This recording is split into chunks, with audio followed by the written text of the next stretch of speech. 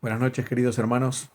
Es un gusto para mí estar otra vez con ustedes, compartir esta reunión y también el mensaje que nos han encomendado en el libro de los Hechos de los Apóstoles y bajo un título muy sugestivo: Creyentes, valientes y unidos.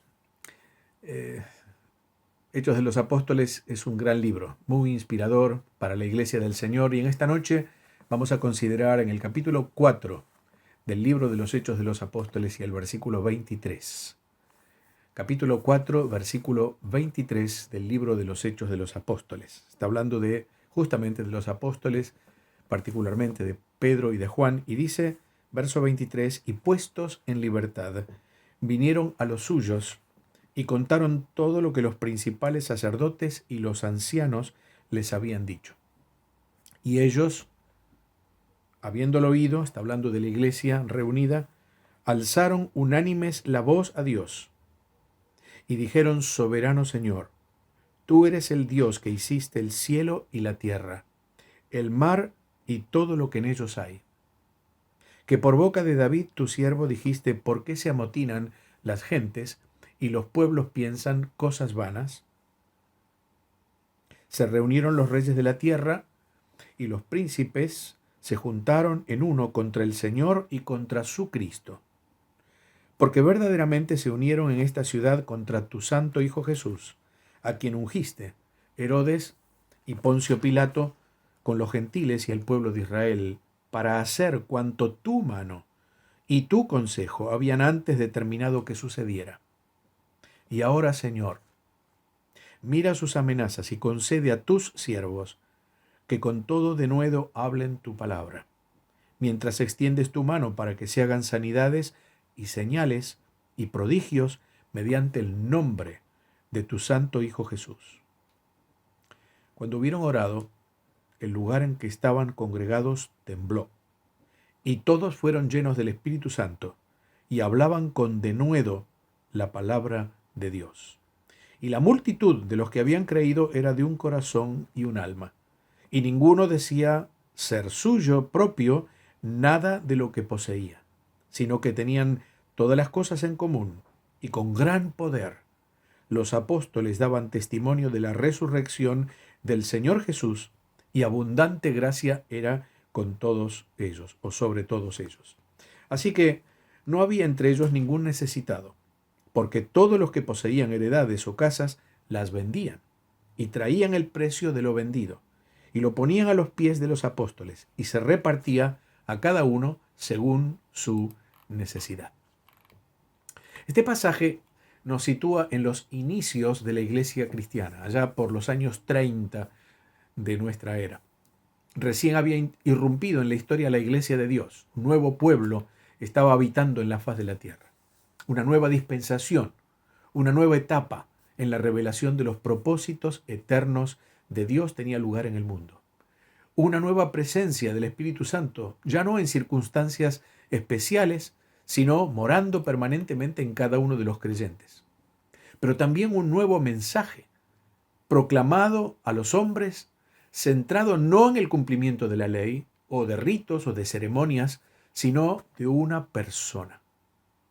En los versículos anteriores de este capítulo 4 aparece como el nombre, y esa expresión se repite 5 veces en los versículos 7, 10, 12, 17 y 18.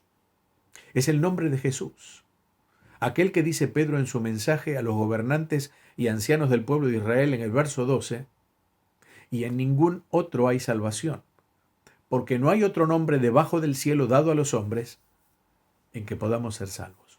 El nombre del Señor Jesús. La ciudad de Jerusalén se veía asombrada como una multitud inmensa de hombres y mujeres abandonaban los antiguos ritos del judaísmo para abrazar la nueva fe. Esa nueva fe que además estaba acompañada por milagros, por portentos de parte de los apóstoles, viviendo entonces todos una nueva doctrina que les unía como verdaderos hermanos en la fe. Claro, los religiosos estaban sumamente preocupados, fueron los primeros en comenzar un verdadero ataque frontal contra ellos. Pero esto recién comenzaba. Tiempos de persecución se cernirían como negras nubes de tempestad sobre la barca de la iglesia del Señor. Esteban, el protomártir, había de ser apedreado. El fariseo Saulo de Tarso, con una furia verdaderamente sanguinaria, trataría de borrar la memoria de todo aquel que profesara la fe en Cristo. Les obligaría en su diáspora a dejar casas, tierras, familia. Luego Roma se uniría a los judíos persiguiendo, encarcelando y llevando en martirio a los cristianos en todo el imperio. Empezando por el despiadado, aquel loco emperador que fue Nerón, pero siguiendo por la mayoría de los emperadores que le sucedieron. Eran tiempos realmente difíciles, complejos, contrarios a la iglesia. Se necesitaba unidad y valentía justamente para vivirlos. Así que con algunos periodos de relativa paz, la iglesia del Señor desde su inicio sufrió el embate del enemigo. Es como si todo el infierno estuviera alineado en contra. Y esa batalla nunca cesó a través de los siglos de la historia. Al contrario, en los últimos tiempos que tenemos certeza de estar viviendo antes de la venida del Señor, y de acuerdo a las Escrituras, esta persecución intelectual y también física será cada vez más fuerte, más frontal, más despiadada. En este capítulo 4, el conflicto vino a raíz de un hombre sanado por el poder de Dios a través de Pedro y de Juan. Era el paralítico del capítulo 3, ese que se estaba sentando diariamente a la puerta del templo llamada La Hermosa. Pedía limosna y cuando llegaron los apóstoles, le sanaron en el nombre del Señor Jesucristo. Pero sobre todo, la preocupación era por el discurso que Pedro había pronunciado, llamando al pueblo al arrepentimiento y a la salvación en el nombre del Señor. Los religiosos estaban confundidos y al mismo tiempo furiosos. No podían permitir que una nueva enseñanza alejara a los fieles del templo judío y creyeran en aquel maestro, según ellos, un pretendido Mesías, a quien solo días atrás habían rechazado pidiendo que fuera crucificado. Y de hecho lo crucificaron. Y de hecho fue allí al sepulcro. No sabían que por el poder de Dios había resucitado realmente conforme a las Escrituras. Y entonces apresan a los apóstoles, les hacen pasar la noche en la cárcel y al otro día les incriminan preguntándoles en nombre de quién habían hecho ese milagro. Cuando le respondieron que era en el nombre de Jesús, lo que hicieron fue amenazarles y prohibirles inclusive que enseñaran la doctrina cristiana. ¿Qué pasó con los apóstoles? Con absoluta decisión les contestaron: juzguen ustedes si es justo obedecer a los hombres antes que a Dios. Y agregaron: no podemos dejar de decir lo que hemos visto y oído. Le soltaron ciertamente, pero bajo la amenaza de silencio.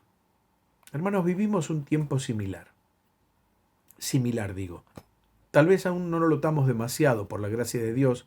Tal vez su país y el nuestro todavía pertenecen a un porcentaje muy pequeño de la población mundial que no sufre ningún tipo de hostilidades o restricciones gubernamentales contra el Evangelio y la Biblia. Pero hay muchos lugares en el mundo donde se vuelve a repetir la historia.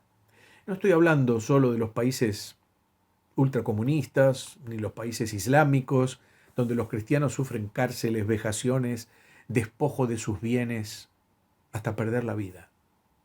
Estoy hablando de países del llamado primer mundo, donde parece que hay plena libertad, y no es tan así. En algunos ya se prohíbe hablar en nombre de Cristo, y donde hay temas que ya no se pueden tratar desde el púlpito, entre otras contrariedades, por supuesto. Así que yo creo que no tardarán en llegar a nuestras latitudes esas prohibiciones. Tal vez comiencen por no permitir hablar sobre algunos asuntos, algunos temas, como denunciar pecados que la Biblia condena, que digo, la homosexualidad, el aborto y otros que son propios de la época nuestra. Pero luego vendrán conflictos y muy probablemente persecuciones también. La iglesia del Señor va a sufrir esta situación. No van a ser tiempos fáciles. Así lo dice la palabra. En los últimos días vendrán tiempos peligrosos. La palabra allí es feroces en gran manera.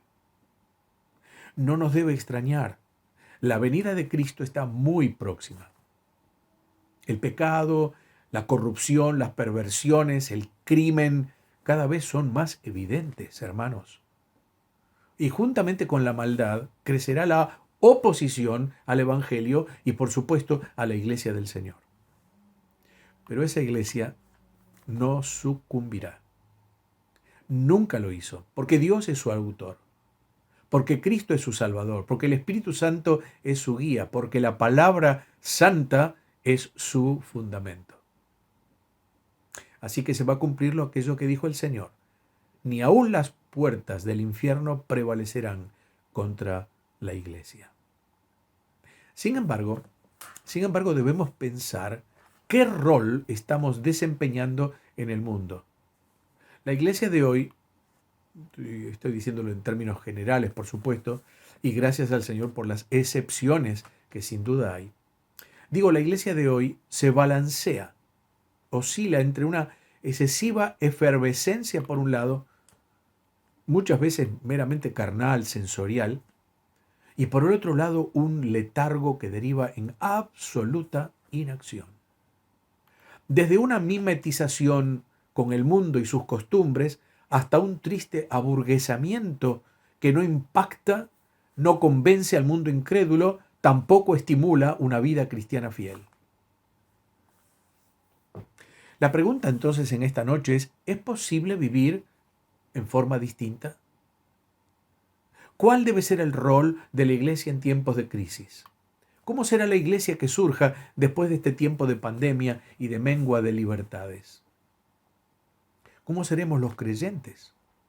Cuando se vuelva, eso esperamos, a la presencialidad total. Cuando podamos volver a ver nuestros templos llenos para adorar al Señor, para ser edificados en la palabra, para predicar el Evangelio, para orar juntos al Señor. Bueno, yo quiero ver en esta noche con ustedes, en estos versículos muy brevemente, 3 rasgos importantes de aquella iglesia primitiva, pero ejemplar. Definitivamente ejemplar. 3 rasgos que son la base de una iglesia viva, dinámica, con propósito, con expectativas, con crecimiento, en plena expansión. Típicos de cristianos valientes y unidos. En primer lugar, la comunión. En segundo lugar, la oración. Y en tercer lugar, la unción. Primera cosa, estamos hablando de la comunión. Una base fundamental, como las otras, para el desarrollo de la iglesia del Señor, una iglesia sana, una iglesia pujante, aún en medio de la crisis. Empieza el capítulo, es decir, la porción del capítulo que hemos leído en el versículo 23, y dice, y puestos en libertad, vinieron a los suyos. Me parece tan tierna esa frase, vinieron a los suyos. Es lo que hicieron los apóstoles. Vinieron a la intimidad de su familia, a sus hermanos, a su pueblo. Me recuerda aquella frase que aparece en el Evangelio de Juan capítulo 13, cuando el Señor dice, como había amado a los suyos que estaban en el mundo, los amó hasta el fin.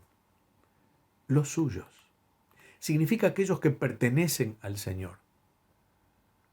Habla de una relación hermanable que une a aquellos que somos de Cristo.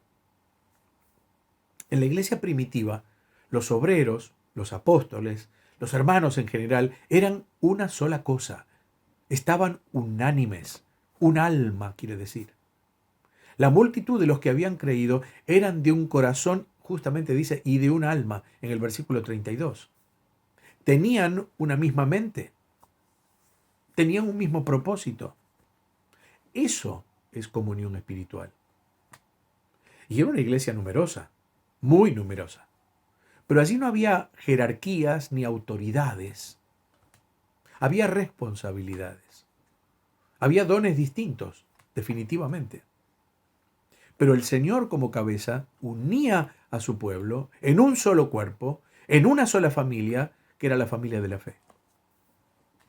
Hermanos, si una iglesia ha de tener propósito claro, firme, decidido, tendrá que ser con un sentido de unanimidad, de comunión espiritual.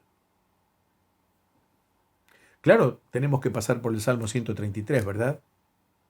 Mirad cuán bueno y cuán delicioso es estar o habitar los hermanos juntos en armonía. ¿Y por qué?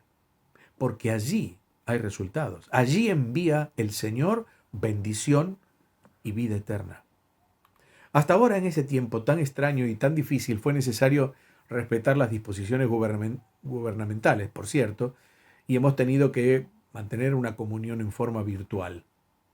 Comunión al fin. Gracias a Dios por ello.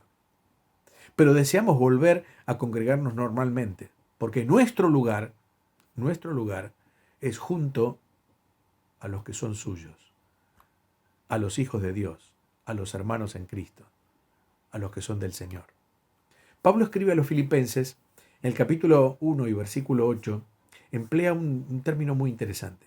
Dice allí: Dios me es testigo de cómo os amo en el entrañable amor de Jesucristo. Cuando dice el verbo os amo, en el original, quiere decir realmente os extraño. Siento nostalgia por vosotros. Anhelo estar en medio de vosotros. La pregunta, hermanos, en esta noche es: ¿añoramos a los hermanos? ¿Sentimos nostalgia por aquellos a quienes no vemos? ¿Estás en otro lugar mejor que con tus hermanos? Aún con sus fallas, con sus debilidades. ¿Te interesas por ellos? ¿Te preocupa su salud, su estado espiritual, sus angustias, sus problemas? ¿Estamos haciendo esa tarea pastoral, aquellos que somos pastores y aún los que no lo son, velando por nuestros hermanos y hermanas? En la iglesia últimamente han hecho algo los jóvenes muy interesante. Han dicho: bueno, los jóvenes vamos a tener en cada uno una lista, un hermano o una hermana mayor de la congregación. Y hacen la tarea inversa. Son ellos los que preguntan: ¿cómo estás? Estoy orando por vos, estoy orando por usted. Fantástico. Se aprecia tanto esa cercanía de los hermanos. Bueno, eso es comunión, eso es amor cristiano. Pablo, hablando a Timoteo, le dice: a ninguno tengo, hablando de Timoteo más bien, a los filipenses, le dice: a ninguno tengo del mismo ánimo y que tan sinceramente, fíjense, se interese por vosotros, porque todos buscan lo suyo propio, es decir, todos se ocupan de sus propios intereses, no lo que es de Cristo Jesús. En Daniel, el capítulo 6, conocemos la historia. Allí está el profeta haciendo lo que todos los días hacía. Se ponía a orar 3 veces por día, mirando hacia Jerusalén. El decreto de Darío lo impedía, sin duda, pero Daniel no cesó en eso. Así que se ponía a orar, su rostro a la ciudad amada de Jerusalén, pensando en los suyos. Él estaba en un lugar extraño, muchos kilómetros de distancia. Una sociedad totalmente distinta, una cultura distinta, religión distinta, hombres distintos. No eran su pueblo. Su pueblo estaba allí. Estaba en la tierra amada. Estaba en la ciudad de Jerusalén.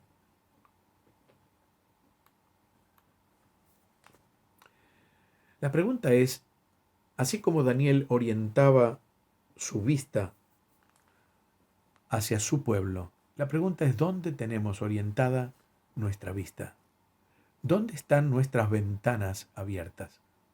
Tus ventanas, mis ventanas, ¿están hacia los suyos, hacia el pueblo de Dios, hacia aquello que añoramos, que amamos? David decía en el Salmo 16 y versículo 3 estas palabras: para los santos que están en la tierra y para los íntegros es toda mi complacencia. Y aún agrega en el Salmo 26 y versículo 8 estas palabras: Señor, la habitación de tu casa he amado y el lugar de la morada de tu gloria. Que nuestro deseo siempre sea volver a los nuestros, a los suyos, a la congregación, a estar junto a la familia de Dios. En ningún otro lugar estaremos mejor que entre los suyos, porque estará Jesús siempre en medio de ellos. En segundo lugar, la oración. Oración en aquella iglesia. Pedro y Juan vinieron a los suyos, les contaron todo lo que los religiosos les habían dicho, todo lo que habían padecido de ellos, de sus amenazas, de sus prohibiciones para anunciar el evangelio. Tenían dos opciones: o acatar la orden o bien encomendarse al Señor y seguir con el testimonio. ¿Qué hicieron los que estaban allí reunidos? Lejos de pensar en callarse para evitar problemas, en ocultarse, en protegerse, se pusieron a orar. Dice, alzaron, versículo 24, alzaron unánimes la voz a Dios. Lo que sigue es una de las oraciones más profundas de la Biblia, definitivamente. Es una oración poderosa, clamorosa. Estaban, por cierto, en una situación de mucho peligro. Pero la respuesta de ellos y la de los cristianos de todas las épocas, hermanos, de los cristianos fieles de todas las épocas, en momentos de presión, de prueba, de conflicto, de persecución, siempre fue la misma: orar, porque son cristianos valientes y unidos. Cuando estudiamos la historia de la iglesia, y sería bueno que si no lo hicimos pudiéramos hacerlo porque es muy inspiradora, nos encontramos con siglos de oscuridad, de persecución, de peligros, de inquisición, de cárceles, de torturas, de muerte. Pero nada de eso hizo callar a los creyentes fieles. Al contrario, todo lo contrario. A mayor contradicción, mayor piedad. A mayor persecución, mayor comunión. A mayor prohibición, mayor testimonio. Siempre fue así.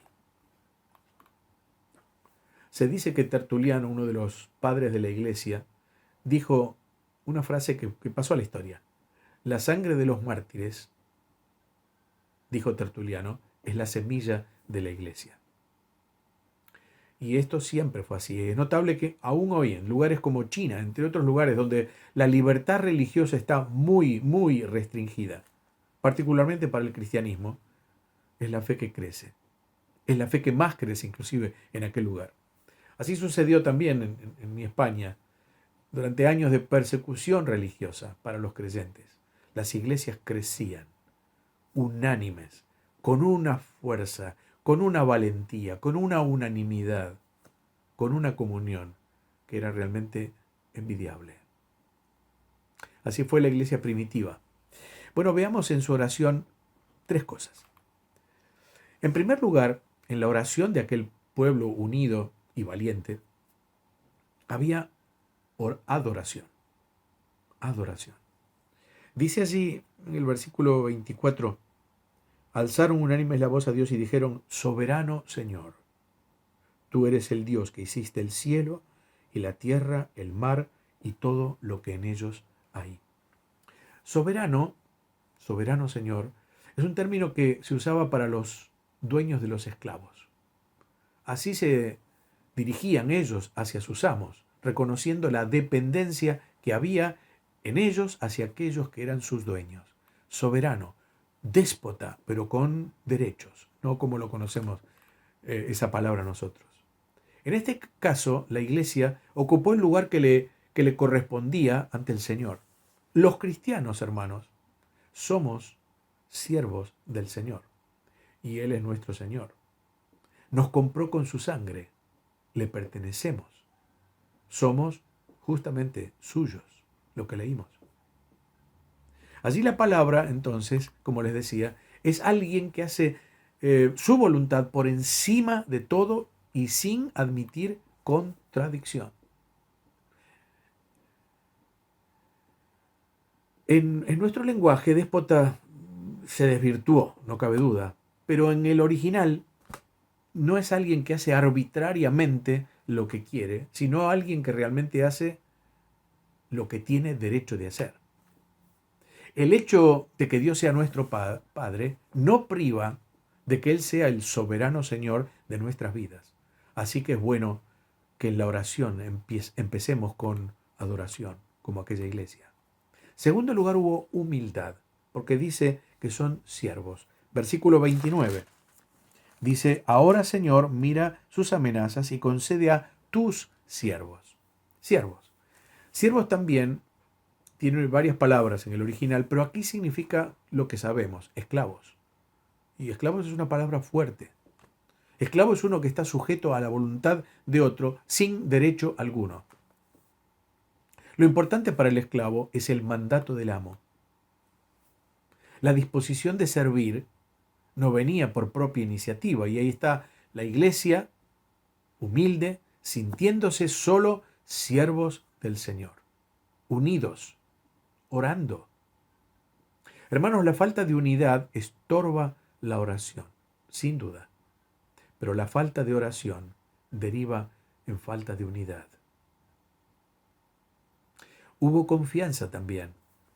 El término soberano indica aquel que está por encima de todo, que es el dueño de los siglos y de la historia. Está sentado en el trono glorioso, el autor y consumador de todas las cosas, el eterno y solo sabio Dios. En la oración, aquella iglesia recuerda lo que sucedió con el Señor Jesucristo, cómo se habían unido contra él los dirigentes, Herodes, Poncio Pilato, los gentiles, el pueblo de Israel, todos en su contra. Pero no habían sido ellos realmente los que habían decidido crucificar al Señor Jesús. Lo hicieron para cumplir, dice aquí, cuanto, verso 28, tu mano y tu consejo habían antes determinado que sucediera. Podemos confiar, hermanos. Nuestro Señor está por encima de todo gobierno, de toda organización humana, de todo plan, de todo intento, de toda política, de todo proyecto, de toda estrategia. Está aún encima de la pandemia y sus efectos. Los planes humanos no se cumplen por el poder o por la inteligencia de los hombres, por muy encumbrados que ellos sean. Se cumplen porque Dios lo permite. Tu Dios, mi Dios, el Dios de la Biblia, el Señor de la iglesia. Los hombres pueden rugir contra Dios y los suyos, pero Dios está aún sentado en su trono. Oigamos lo que dice Eclesiastés capítulo 3, verso 37. ¿Quién será aquel que diga que sucedió algo que el Señor no mandó? ¿Quién? Él es el soberano Señor. Dice Isaías 46, versículo 10, mi consejo permanecerá, dice Dios, y haré todo lo que quiero. Bueno, aquella oración del pueblo de Dios, de la iglesia primitiva, hubo adoración, hubo humildad, hubo confianza, pero también hubo un ruego de aquellos primeros cristianos. Y no fue, hermanos, para que cesara la crisis. Probablemente pediríamos eso, para que pudieran vivir tranquilos, sin problemas, sin sobresaltos. Fue para pedir firmeza, valentía, intrepidez. Fue para pedir denuedo para predicar la palabra. Sentían que eran los siervos del Señor, pero que sus fuerzas y su valor podía faltar para seguir dando testimonio de su fe. Entonces piden lo que leemos en el versículo 29. Y ahora, Señor, mira sus amenazas y concede a tus siervos que con todo denuedo hablen tu palabra. La oración y la palabra de Dios siempre van juntos, siempre. Recordemos en Efesios capítulo 6, en la armadura del cristiano. La oración y la espada del Espíritu, que es la palabra de Dios. Ellos estaban demostrando al mundo el poder del Evangelio de Jesucristo. Y el Señor, sin lugar a dudas, les iba a acompañar con demostraciones de poder. ¿Cuánta de esta oración necesitamos hoy? Oración de adoración, de confianza. Una adoración para pedir fuerza de nuevo para abrir nuestros labios y predicar la palabra. Dijo Philip Brooks, no oren por vidas fáciles. Oren para llegar a ser hombres y mujeres más fuertes. No pidan tareas iguales a su poder. Pidan poderes iguales a las tareas.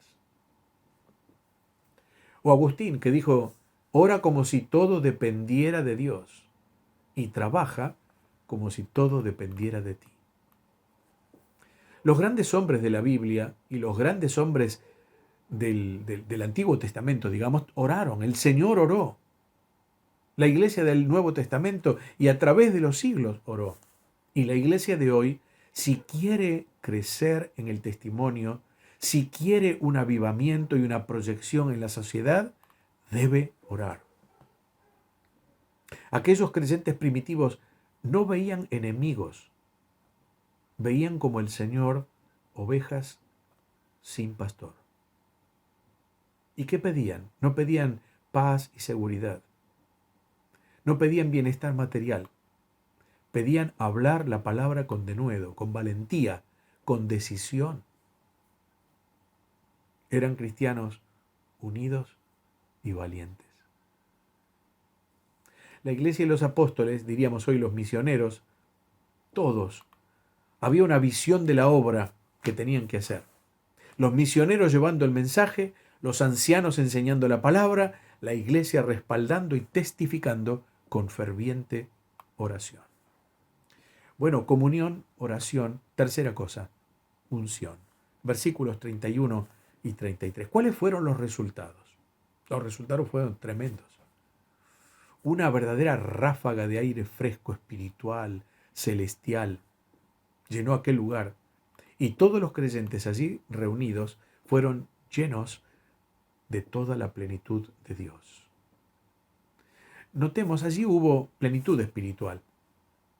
El versículo 31 dice, cuando hubieron orado, el lugar en que estaban congregados tembló, y todos fueron llenos del Espíritu Santo. Dice todos. ¿Qué significa eso? Significa que todos permitían que el Espíritu Santo los guiase, los llenara de vida espiritual, de vida plena. A veces pensamos que la plenitud espiritual, que la llenura del Espíritu Santo es solo para los ancianos de la iglesia. Por cierto que lo es. Pero también para los maestros, bueno, o los que tienen alguna responsabilidad especial, pero no para toda la iglesia. No para los creyentes que consideramos normales. Permítame una pregunta. Los que estaban allí orando, aquí en Hechos 4, ¿eran todos ancianos de iglesia? ¿Eran todos misioneros? ¿Eran todos obreros?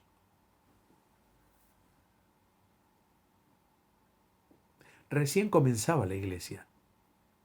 ¿Eran todos conocedores de la palabra? No, hermanos, eran creyentes sencillos, como usted, como yo. ¿Eran impecables, perfectos, sin tacha alguna?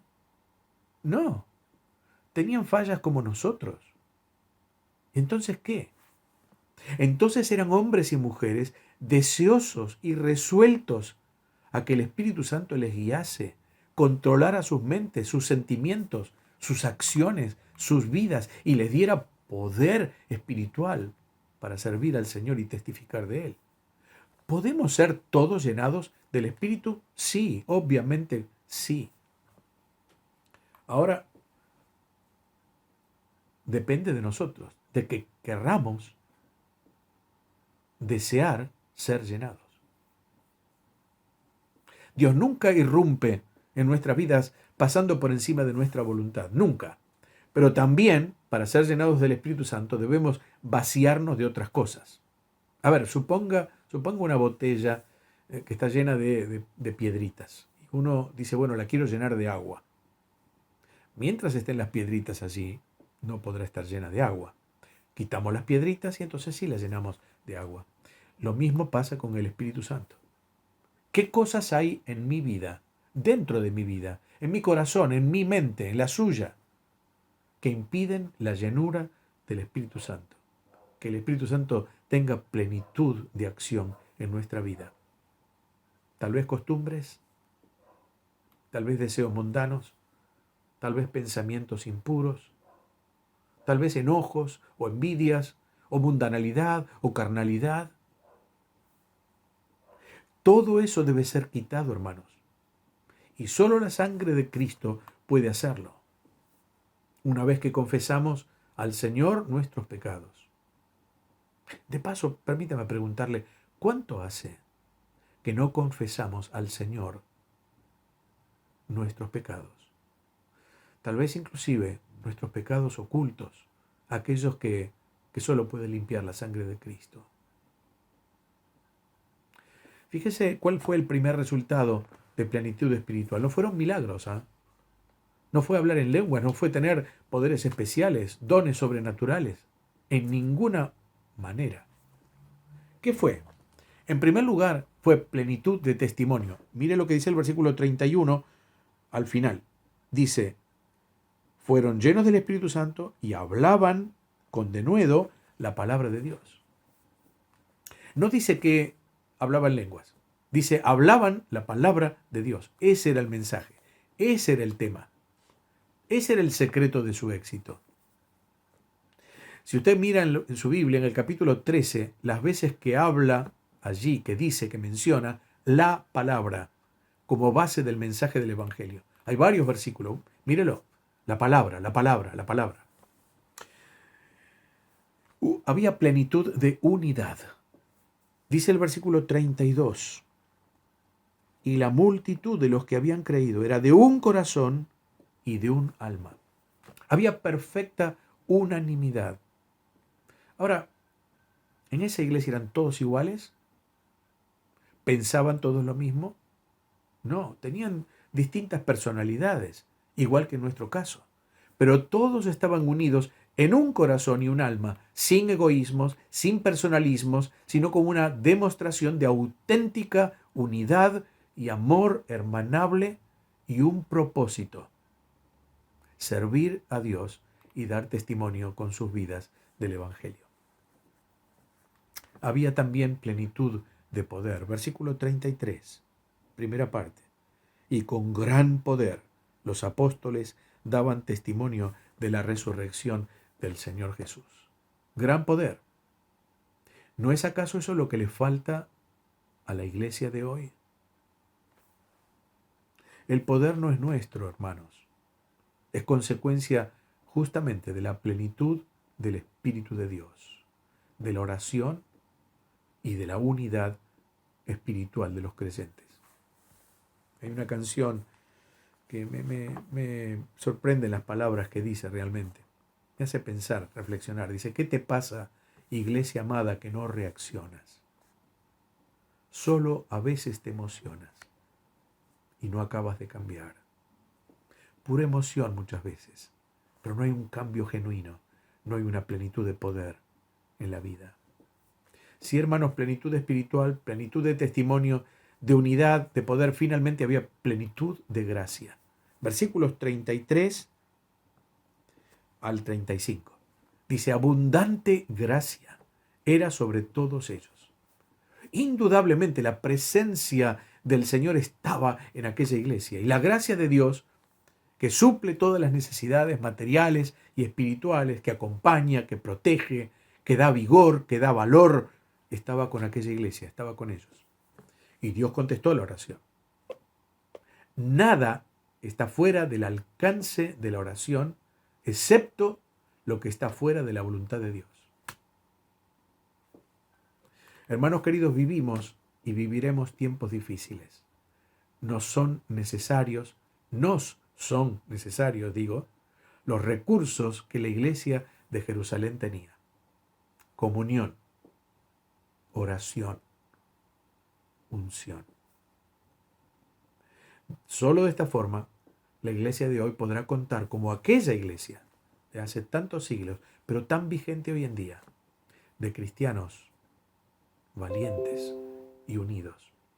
Que Dios nos bendiga para que sea así, que les imitemos y que podamos obtener también los resultados que ellos obtuvieron, para la gloria de Dios, para la bendición de muchos, los que no le conocen y aquellos que somos suyos. Que sea así. Amén.